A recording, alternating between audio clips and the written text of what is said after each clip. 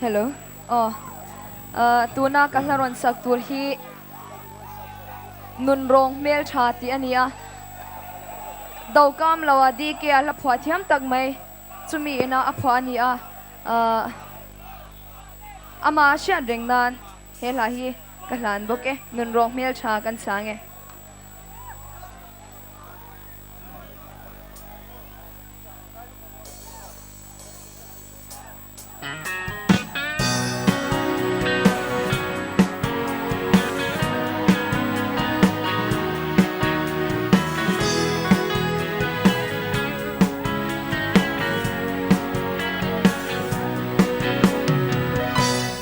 Kim ka don hian abang lo loi thinu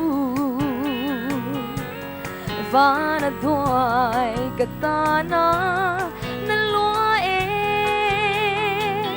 vu lo pui mo ka lo ton che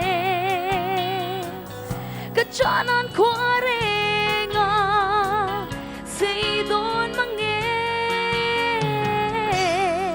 oh di kay katan pulo di nun rong sa gel cha lemang de thiam nun rong mel cha parting lo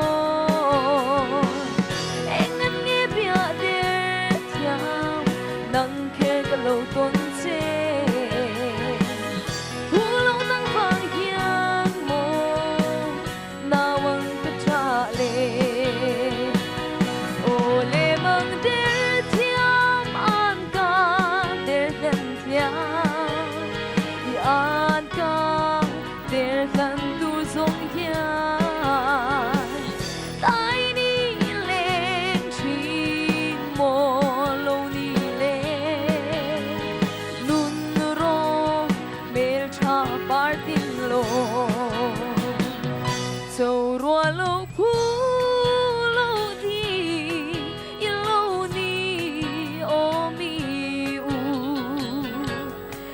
dang don lo vin ma ngay thu đi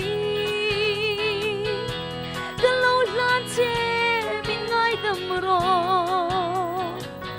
thu lâu bar môi nghe mày ga lâu ni oh đi cái tan thu lâu đi nun rong sak mel cha